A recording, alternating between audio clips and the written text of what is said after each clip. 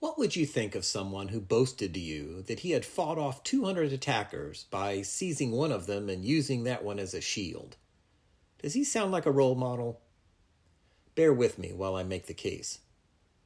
Captain John Smith is known today primarily as a cartoon character, and that's appropriate.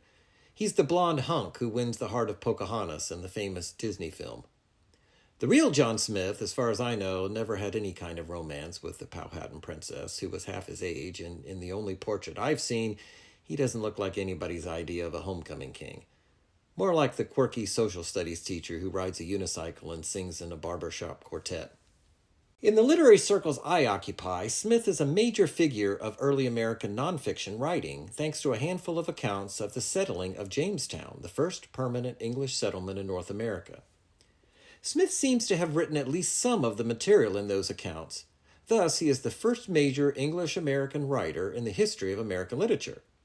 Excerpts from his General History of Virginia, New England, and the Summer Isles, and other works typically appear in the Norton Anthology of American Literature, which I often used in my teaching days. Now, all of this may sound pretty dry to those of you who are not history buffs, but believe me, Smith's work can be downright entertaining, even inspiring. Take this passage about a couple of his fellow colonists, for example. The new president and Martin, being little beloved, of weak judgment and dangers and less industry and peace, committed the managing of all things abroad to Captain Smith, who by his own example, good words, and fair promises, set some to mow, others to bind thatch, some to build houses, others to thatch them, himself always bearing the greatest task for his own share, so that in short time he provided most of them lodgings, neglecting any for himself.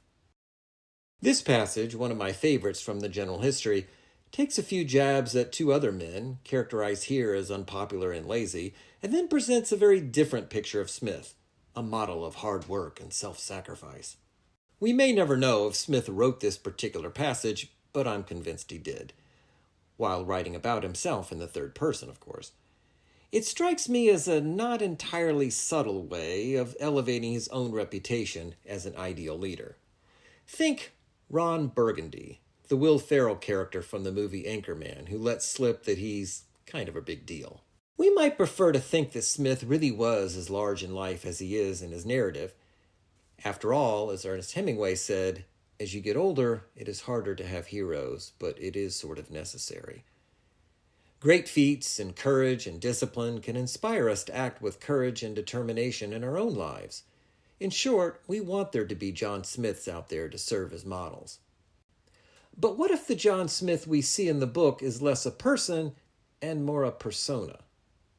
What if Smith embellished this character, as I suspect he did?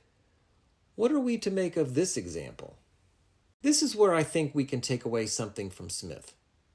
The very act of crafting a better version of oneself can be immensely valuable, I think, because it guides and inspires a person to strive to be better. And not in a superhero sort of way, but in a way that is both authentic and possible. A persona modeled on the real you is easier to imagine and to emulate than some distant hero from history or comic books. After all, it already looks like you. By substituting a persona for a hero, you make progress more visible and achievable. Now you are not striving to sing like Bono or hit like Otani, but only to be a better version of yourself. Even a little incremental progress is a start, and then you can make more incremental progress. Eventually, those increments add up, and you become that persona. That persona may not be able to leap tall buildings in a single bound or fend off 200 attackers, but this figure will be a better version of you, and that's kind of a big deal.